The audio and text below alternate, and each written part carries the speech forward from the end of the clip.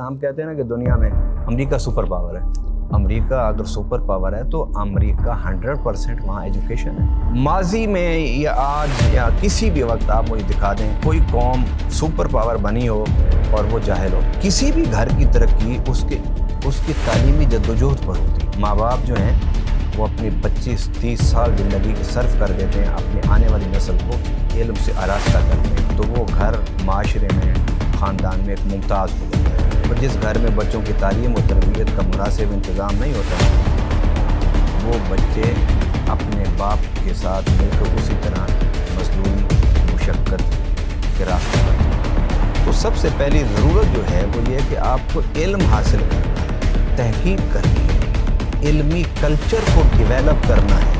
اب اکثر ہم لوگ، میں بھی کہتا تھا کہ یار پاکستان میں سائنس اور ٹیکنالوجی میں کوئی ترقی نہیں ہوئی. چل سوچا مسلسل دیکھا تو مجھے ایک نیا راستہ ملا. وہ نیا راستہ کیا تھا کہ ہمارے ہاں پاکستان میں 70 عورتیں انپڑھ، جاہل نہیں میں کہتا، بہت ساری عورتیں اپنے تجربے سے، مشاہدے سے، میل جول سے بہت کچھ سیکھ جاتی ہیں. ریسرچ اور تحقیق وہ قومیں کرتی ہیں جو فکر معاش سے آزاد ہوتی ہیں،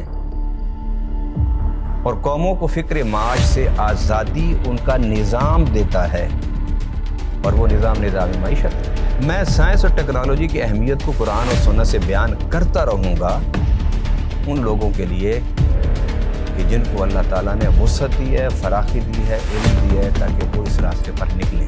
10% ذمہ داری اپنے اوپر اور اپنے طبقہ کے اوپر لینے کے لیے میں بالکل اس کو تسلیم کرتا ہوں کہ ہم لوگ منبر و محراب پر قرآن و سنت کے حوالے سے سائنس اور ٹیکنالوجی کی اہمیت کو بیان تو کر سکتے تھے نا، لیکن ہم نے صرف مسلکانہ اور فرقہ وارانہ موضوعات پر